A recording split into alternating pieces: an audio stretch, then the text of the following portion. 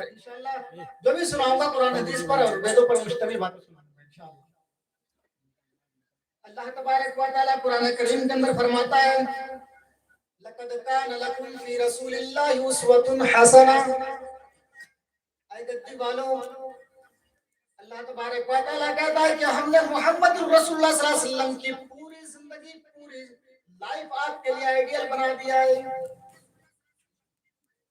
Ideal کیا ہے؟ نمونہ کیا ہے؟ اللہ کہتا ہے کہ لَقَدْ كَانَ لَكُمْ فِي رَسُولِ اللَّهِ أُسْوَةٌ حَسَنَةٌ۔